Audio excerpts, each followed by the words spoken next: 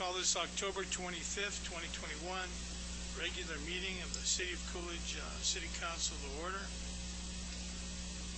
Please stand for the Pledge of Allegiance. Allegiance to the flag of the United States of America and to the republic for which it stands, one nation, under God, indivisible, with liberty and justice for all. Thank you. Norma, would you call the roll? Councilmember Eric Daniels. Here. Councilmember Tina Coffin. Here. Vice Mayor Steve Hudson. Here. Mayor John Thompson. Here. Councilmember Jackie Henry. Here. Councilmember Ben Navarro. Here. Councilmember Fabiana Mienda, and she is out today. So we do have a call. Thank you. Okay, we'll move into presentations, a monthly report by the Coolidge Chamber of Commerce. Discussion only. Welcome, Lynn. Good evening, Mayor, Vice Mayor, and Council. My August reinvestments are Agonomy Innovations, Southwest Gas, Hospice of the Valley, Homestead Apartments, Hope's Women's Center of Coolidge, American Family Insurance, Richmond American Homes, Dairy Queen, Galloping Goose, Pinal Gila Council for Senior Citizens, Elite Real Estate Pros, Grad Solutions, and Complete Parachute Solutions. We had 3 new members: Oakwood Homes, Home Away from Home, and J. Warren Memories, Flowers, and Furnishings. So in August, we had 184 locals come in, 23 in-state, 4 out-of-state, and believe it or not, 4 foreign. The year-to-date visitors to the Chamber is 3,623. Our calls are 956, so we're still down from the norm. The Casa Grande Ruins for August had 2,169. Year-to-date is 34,841. It's up not quite 1% yet. We gave out another $10,000 on their COVID round, approximately $10,000 on the funds that grant we applied for and got from the governor to our local businesses. And Mayor, you were there when we were presenting. It was a great the businesses really appreciated that. We still have about 5,600 more to go.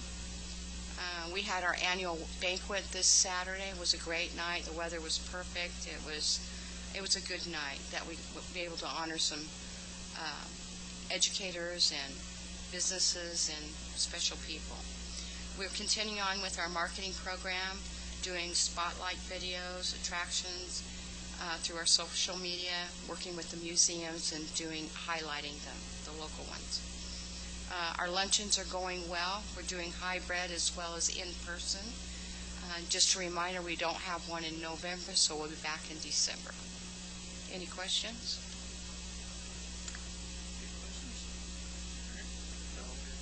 No, thank you. Thank you. Well, thank you. Thank you. Okay, the next one's public hearings. Move into a public hearing under item number 4 to receive public comments regarding the use of FY 2021 Federal Community Development Block Grant Funds from the Arizona Department of Housing's regional account and the state special projects account. This is a public hearing. Good evening, Mayor Thompson and members of the council. This is the 3rd public hearing to receive comments and answer any questions for our annual application process to apply for the fiscal 2021 CDBG grant funds. The first hearing was held on September 7th, and the second hearing was held on September 13th. The city has applied for $59,959 from regional allocation funds that are allocated to us through the Central Arizona governments, and we are planning on applying for $350,000 from the competitive state special projects through Arizona Department of Housing. We have decided to continue on using the funds for housing rehabilitation and emergency repairs for our low-income community members like we have done in previous years. There are many houses that are in need of substantial repair in our community, as we currently have about 40 houses on our waiting list. Any questions? This is a public hearing. Is anybody here to address this issue? No questions from the council? I have one question. You're going to apply for the $350,000. I know we do the housing rehabilitation with this. I know from previous meetings that you can do other things, you can work with parks and like that. When would you have to have something like that in? Could you just do it whenever, or before you apply for it? Would you have to say that you were looking for so much for that? Before we apply for it, we have to ask for it. They usually do the notice of funding about either in August or September, and then this one's due by January 14th of next year. So could you split it up and do, like, say, $300,000 for the housing rehabilitation and $50,000 for, like, some park upgrades or something? No, like they'll that? only do one project at a time. Only one project at Yeah. a time. Okay, that's all I have. If there's nothing further, then I guess I'm going to close this public hearing. And move to item 5, which will be another public hearing. Receive public comments on portions of land located in Section 25, Township 6 South, Range 7 East of the Gila and Salt River Basin, Meridian, Pinal County, Arizona, known as the Conway 2 annexation. Mr. Lopez. Mayor Thompson, Vice Mayor Hudson, council members, this public hearing is for the southern portion of a 10-acre parcel that is some additional land, and it's located to the west of intersection of 87 and 11 Mile Corner Road. We were here before for the first portion of this property on May 24th, 2021 for a public hearing. And as we stated in the public hearing held on May 24th, this annexation will allow the applicant to develop a restaurant convenience store concept at 11 Mile Corner and 287. So the city staff recorded the blank petition for the second portion of it to annex approximately 56 plus acres. We included a portion to the west. We don't know if that'll actually be actually annexed completely, but we know the ones we're trying to annex is the 10-acre parcel that includes the restaurant and the convenience stores. So we can always annex more and then reduce it once we get to the signatures, but we should be able to get that one all annexed in. And so we went ahead and filed the blank petition to annex the property on September 29th, 2021. We advertised in the Coolidge Examiner on Wednesday, October 13th, 2021. So this one is a two-owner annexation, and of course includes the Conway 2, the owners of the property. So Tim and I are here to answer any questions you may have for this portion of it, and we recommend you have a public hearing. This is only a public hearing at this point. Public hearing, does anybody have any questions? No. About up there, anybody have any questions regarding this matter?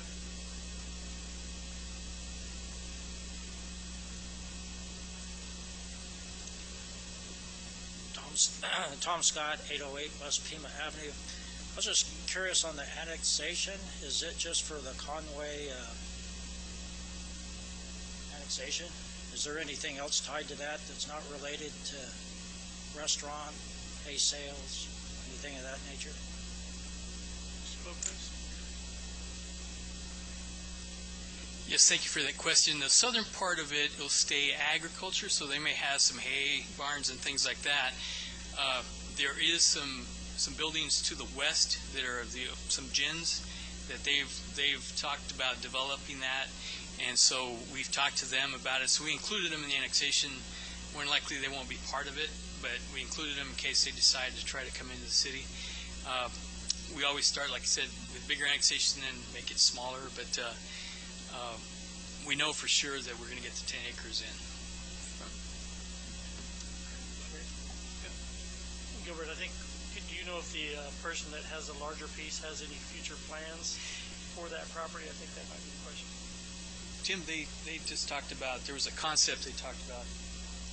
Yeah, RV storage, but that's as far as we got. So we included them in to see if they're interested in doing that. They'd have to do a site plan and do all the things and rezone it properly and all that. Right now the zoning's only for the restaurant and convenience store concept. We have a PAD that'll be coming to you for that 10 acres. But we haven't done anything on the zoning for any of the other stuff till later, if they decide to come in. They may not. So. Hope that helps. Good. Okay.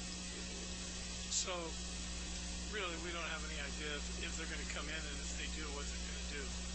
Right, except they potentially talked about RV storage. Okay. All right. Hopefully nothing further. And I guess we can move out of this and move into business regular items. Consent agenda items for consent. You know, the consent agenda works.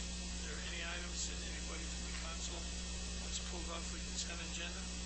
Want to pull item 9? Anything else? All right. Here we go. Let's start with item 6. Resolution number 21-12, a resolution of the mayor and the city council of the city of Coolidge authorizing the submission of an application for the FY 2021 State Community Development Block Grant Funds, certifying that said applicants meet the community previously identified housing and community development needs and the requirements of the state CDBG program, and authorizing all actions necessary to implement and complete the activities outlined in said application. Item 7, consider approval of entering into a first extension of professional services agreement between the City of Coolidge and Kimberly Horn and Associates, Inc. for the purpose of providing airport engineering design and construction management services for the Coolidge Municipal Airport for 1 additional year in accordance with the original contract. Item 8, consider approval of entering into an intergovernmental agreement between the City of Coolidge and Pinal County for use and storage of a CERT trailer and equipment by the fire department for use during emergency operations. Item 10, consider approval of the claims for the month of September 2021.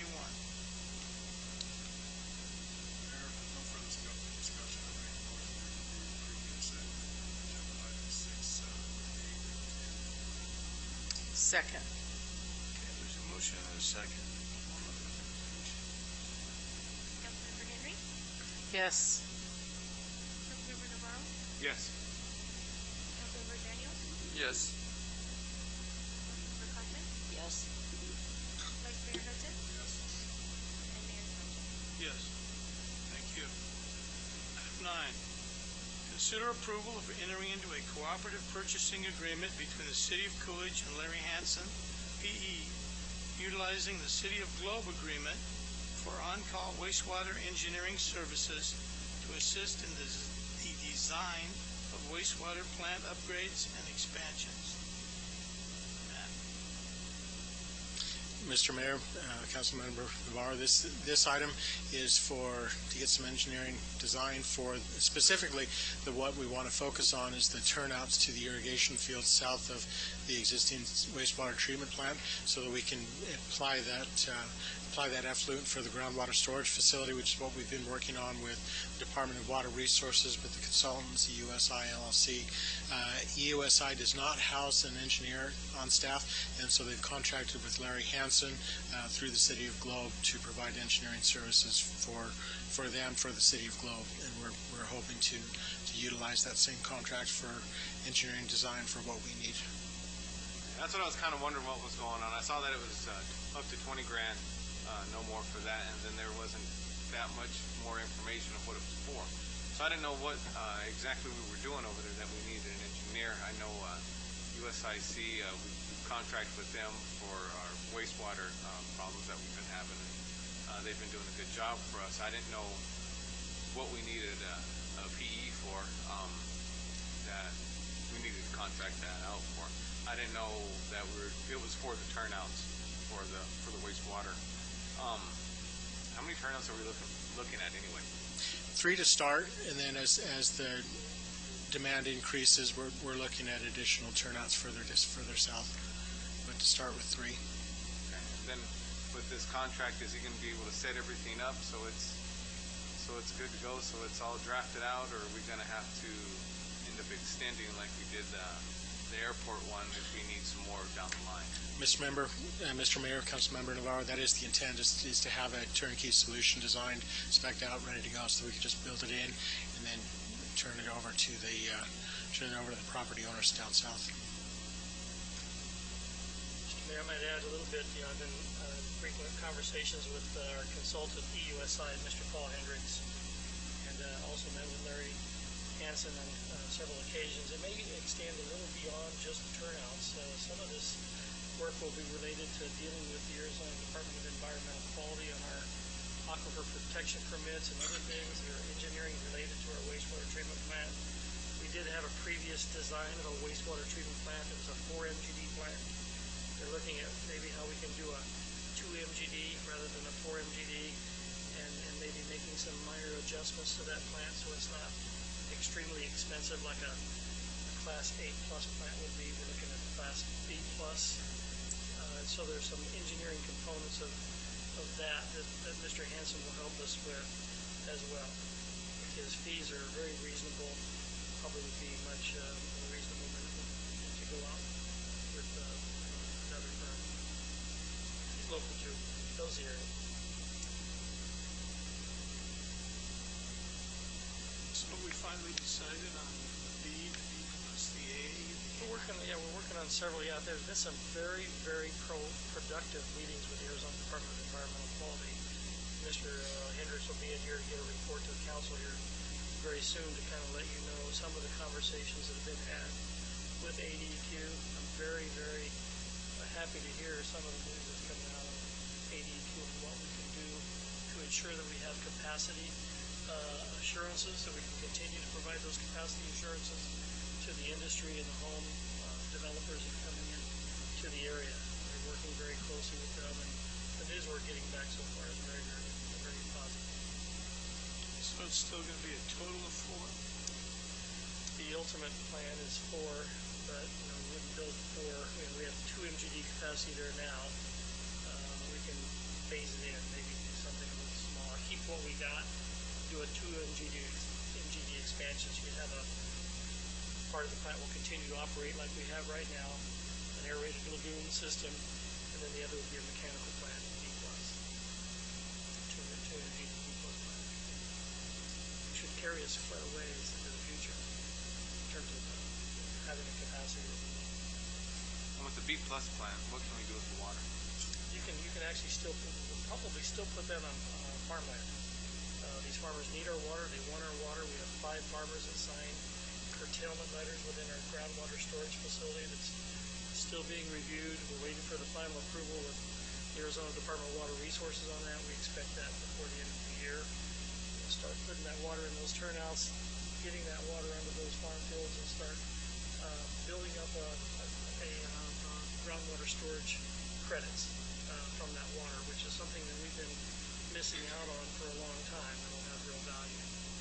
Can you put that B plus water on crops besides alfalfa and cotton? No, you have to put it on, you basically put it on the cotton, alfalfa. You can't put it on edible crops. Okay. The B plus really, and Matt probably knows way better than I do, but the B plus, we tried to get a B plus, ADQ requires us to eliminate the nitrogen, if I remember right. That's correct.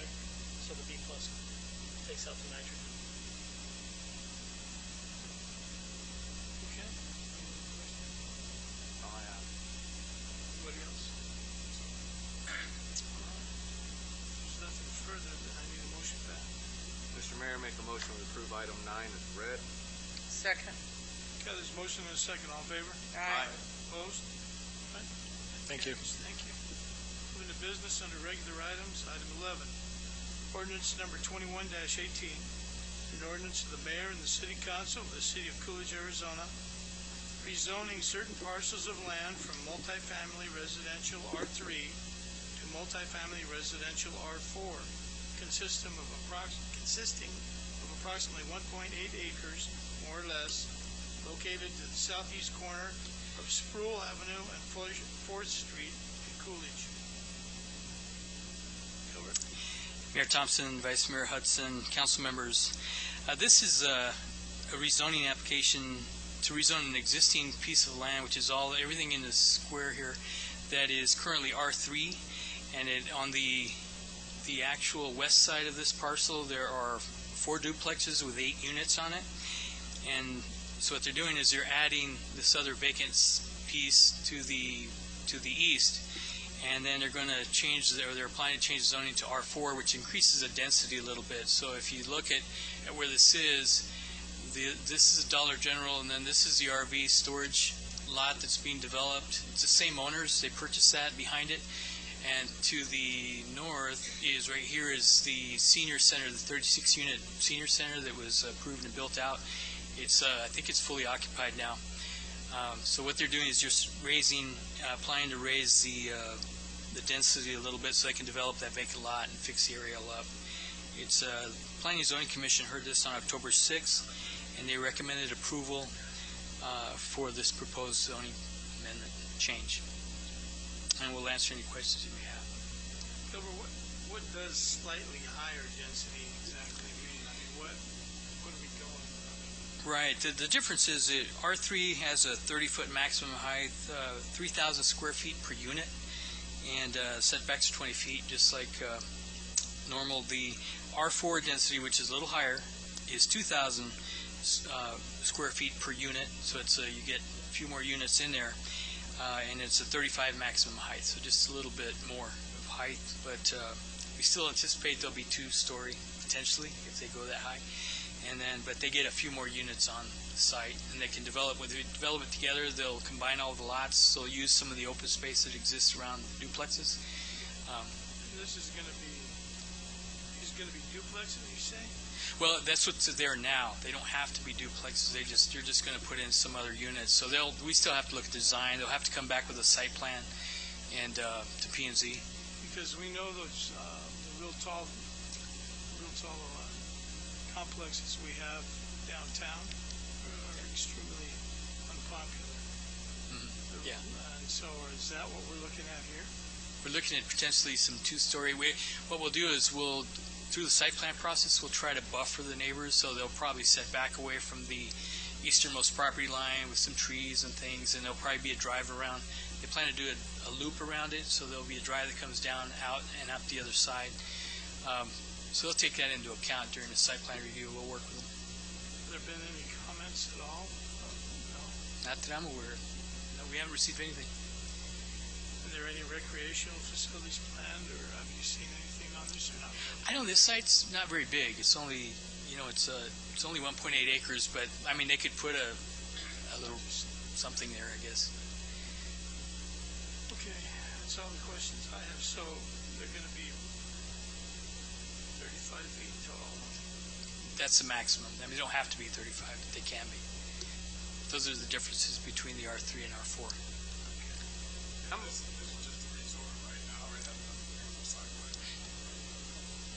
Yeah, Mayor Thompson, Vice Mayor Hudson, that's correct. How many units could they possibly put on this section? See, it's hard to tell because they still have to go through all their parking areas and everything. Tim and I were talking about that earlier, and we can't, if you just go with the 20,000, it's not you can't just do the math and say, well, there's one unit for every 2,000 square feet, because you still have parking, you have to do all the other things. We don't know how many units they're going to put on there, so they could go from anywhere from 8 to more than that, maybe double, triple that amount if they really tried to go 2 stories. But so there could be anywhere from 8 to 24 units on it? Yeah, it depends on how they put them in. How they lay it out? Yeah, because they have to have a certain amount of parking for every unit, so I mean they're limited by all the things they have to build with it. So.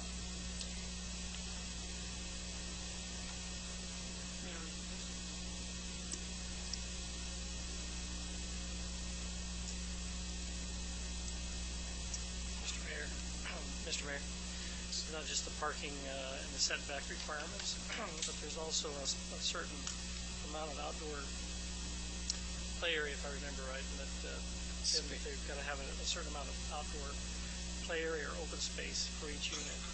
If you look at the adjoining property, that's 8 units, is that correct? Is there 4 duplexes there? Yes, that's correct. I really have a hard time believing it would be much more than 8. That's kind of what I'm thinking. If they squeak 24 on there, that'd be amazing. I don't know how they could possibly do that. Yeah. It'd be hard to get the parking there for that. You have to have so many spaces per each unit. So. Well, I know you probably haven't measured it, but how city manager and I went up and found a bunch of dead cats. The top, third floor of them. Oh, back in the old, the one done back in the day, yeah, those are real anomalies. We don't plan to do that Do again. we know how tall they are? They would have to be 35 feet, but they may be more than that. I don't know. That was before my time. They're probably 35 feet to the median roof line, not to the peak. I think those are not.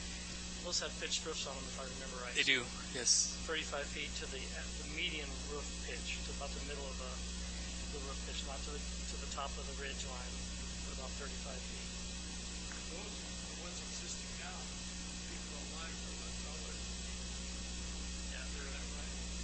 They're 30 foot. Those meet the zoning requirements. Those were built under the zoning requirements, which allowed for up to 35 feet, right? Yes. Maybe that was before my time. I don't. Yeah, and I don't know the zoning that those are on, so I haven't gone back to look at that. But they're two-story with an odd kind of a loft. Yeah. Yeah, I mean, I didn't look that up. Way out of place. Yep, I agree. And those are apartments. They're 3-story apartments. It's not like people live above somebody else. They're a 3-story apartment, which is very unusual. Even if it was still zoned R3 though, it was 3,000 square feet per unit. Yeah. I'm just wondering how many people they can get in with a 3,000 square foot per unit. I mean, it's what, 5 foot difference, 30 foot, 35 foot is really the only height. It's a 5 foot height difference between the R3 and the R4. Yes. Yeah.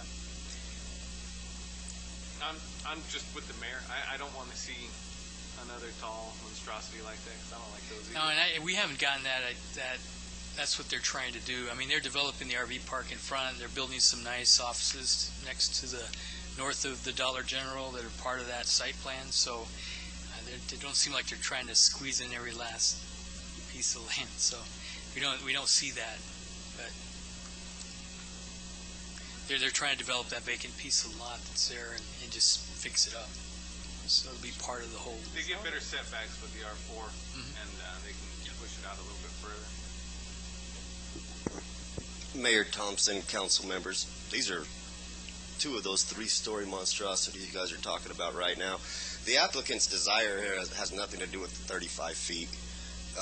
They're looking at a 2-story product.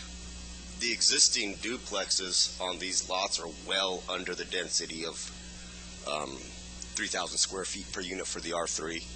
So they can capture some of that excess going into this and combine them into one parcel, going up, meeting their parking requirements, and in addition to developing this site, this whole street frontage will get improved and additional improvements will be made to this site which could use it. But they are not contemplating 3 stories high by any of my discussions with them, just to get them a little more extra from the other end of this as a whole and make the site more profitable, which in turn allows them to make more improvements, and they are looking at some amenities on site, Mayor Thompson. Probably not a ton, but some. Well, I mean, to me, there's a lot of unknowns. I just don't want to approve something and then have something come in and they say, hey, we're well within our rights to do it because, it falls within the zoning. And I hear about, still to this day, I hear about that group of apartments, that type of build. I see them. And, the reality is, rezone or not, they can, by zoning, build 3-story there now if they wanted to. 30 feet is tall enough to do that. They just get a few less units in here. They make less money, they probably make less improvements, but the rezoning just allows them to put more units, but the 3-story can already happen. In my discussions with them, that is not something they're entertaining. There's some extra costs and fire codes and things they could trigger to that point. Do they have the same setbacks as you're going to have in Heartland Ranch? 20 feet front and rear.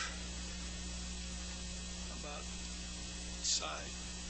I think the sides are 10 in the R3 and 4. They're going to default based on their most current plan. This is the existing drive-in. So looping this around and coming over to this eastern edge, which will have some landscaping on it too, will create a buffer between the adjacent properties, 26 feet at least for that way, unless they opt for one way, but that'll be discussions with whether that's appropriate with the fire chief, Public Works. That was going to be my next question is, what does the fire department think about this setup? We haven't got to that point in the process yet. Yeah, they'll have to get in later in the process. Site plan, we'll get through all this. This is just kind of the rezoning. My talks have been preliminary with the applicants as what they can do with this site, and the R4 zoning was my suggestion, to allow them to get a little higher density and make this more profitable for them in turn. Making it more viable and more improvements. I mean, the street there, curb gutter sidewalk, just like the senior apartments or like they'll do on Spurl for the RV things. So, and they're aware of all this. They've been quite pleased with their dealings, Coolidge so far. And they'd like to do more. Thank you.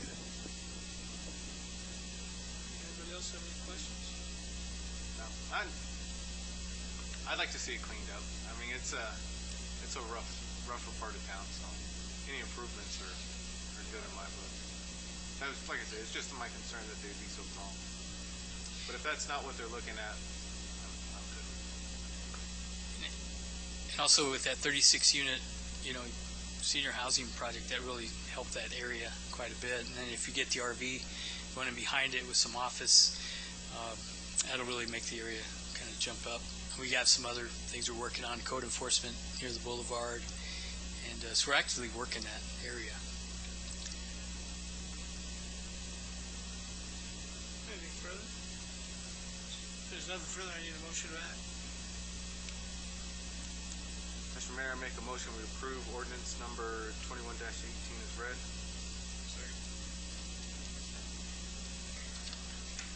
Vice Mayor Hudson? Councilmember Kaufman? Yes. Councilmember Daniels? Yes. Councilmember Navarro? Yes. Councilmember Henry? Yes. Mayor Thompson? Yes. Thank you.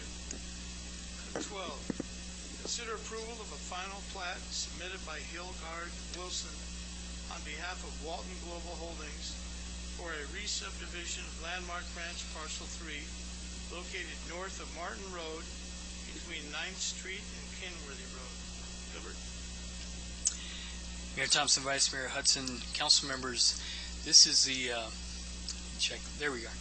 This is Landmark Ranch Parcel 3, which is down close to Martin Road, and this is really a final replat, so there were some minor adjustments to some of the measurements, and then we made some changes, some suggestions that Tim worked on, which included like taking the tracks that were previously conveyed and maintained by the city, so now they'll be maintained and conveyed by the homeowner association, the HOA, like they are in everywhere else, because you remember the original Landmark Ranch, the city has to maintain those, so as we go forward, we require the HOA to do that, and it takes, so they maintain and pay for that. Also, the setbacks, we changed. The front setbacks for the garages shall be at least 20 feet to the property line, not the sidewalk, because usually the property line isn't the sidewalk, it's about a foot or two beyond that, so it'll give enough room for a large SUV or big trucks to park and not hang over into the sidewalk area. And so that was another suggested change. And then we did allow the front yard setback of 12 feet for a livable area. We've done that in others where you have a side turned garage that has a side entry, and so they can, and it allows us to stagger the buildings for architectural reasons, so they don't look all like they're not all in line, so you can stagger them back and forth. And what we do is we don't allow any more than 3 houses in a row to have the 12-foot setback, so they have to stagger them back, and it helps the neighborhood so it doesn't look like they're just all row houses. And those are the only changes. Everything else, planning and zoning approved it, and on October 6th at their meeting, and recommended approval of the zoning changes and the requested replat. So there wasn't much change, just a few things that they corrected. But the plat already existed, so all they came back just cleaned it up. So we're recommending approval of the plat.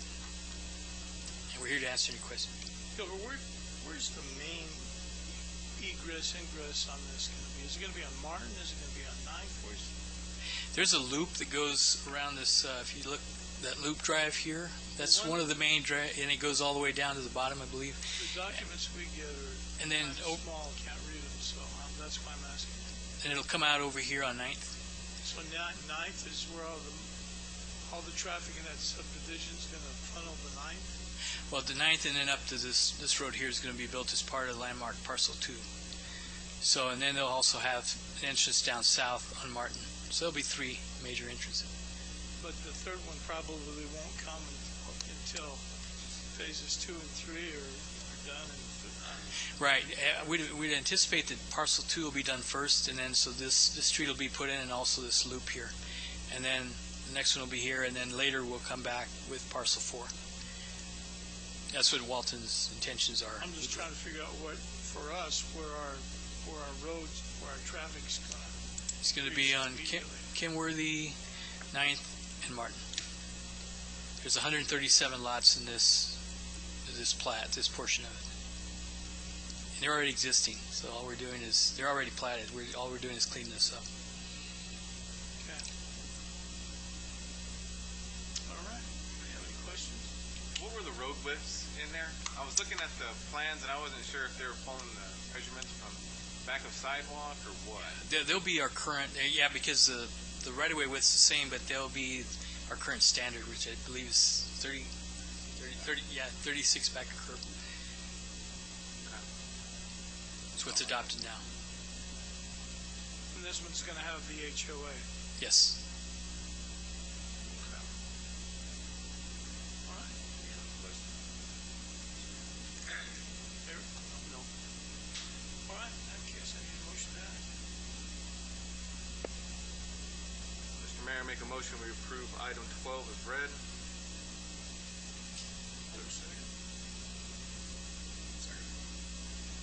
Motion second. All in favor? Aye. Opposed?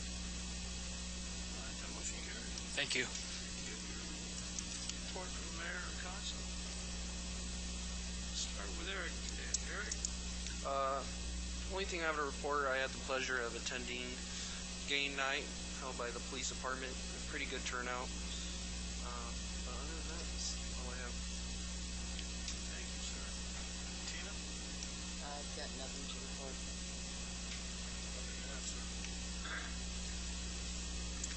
We had a pretty good turnout for the community cleanup. I just thank everybody that came out. Parks and Rec, Public Works, everybody who helps out with that. We appreciate it. We had Brent Newton bring out some of the CHS kids, and they picked up a section for us, and so shout out to them. Appreciate him bringing the kids out and getting them involved. Also attended game night. It was a really good turnout. I practically had to pull Councilmember Daniels out of the helicopter. He wanted to go for a ride. He was getting a little out of hand. But, it was a real good turnout there. I was glad to see everybody out there. It was good seeing everybody. That's what I had going on. I too attended Gain. I think there was more participants as far as agencies involved, and Chief, you can correct me if I'm incorrect on that. Didn't seem like there was as many citizens out there as normally, and I'm sure that has to do with the COVID type thing, but hopefully by next year we get back to getting as many participants as far as citizens out there. But it was really good. I enjoyed it. Mr. River, how was your 2 weeks? You were attending all of these special events here in town, which I hated to miss. I was attending a fishing boat on Coolidge Lake in Oklahoma with family, so I enjoyed myself. But I did have my phone, and I was staying current with all the happenings here and saw the good things that were going on. But we are going to have a Halloween carnival, October the 31st, for everyone that's watching. And the haunted house will be on Saturday and Sunday. This Saturday and Sunday to be on a haunted house.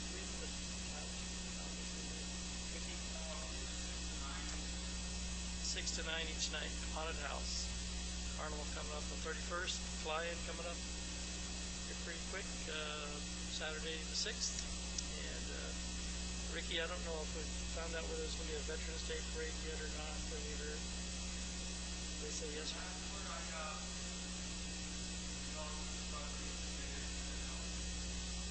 We may not have a Veterans Day parade this year. So that's all I have, Mr. Mayor. Well, I stayed fairly busy this last 2 weeks. I attended the Rural Transportation Summit, Community Cleanup, the Chamber Luncheon, the GAIN event, the VFW Bike and Car Show, which I might add, the Nicola truck was not towed there, it drove there. And to all the naysayers and the non-believers, you better get ready because they're going to start producing them out there, and you're going to start to see them on the road. Went to the Chamber of Commerce annual dinner, and congratulations to all the winners. It was a nice event, and the weather was finally cooperative. And I want to congratulate the Coolidge Bears. They've had pretty good luck here lately, and they did beat Florence on Florence's home field. So, go Bears. I just wanted to mention that. Not that anybody from Florence ever watches this, but if they do, I'm sorry. I feel real sorry about it. So, in saying that, I'm making a motion to adjourn.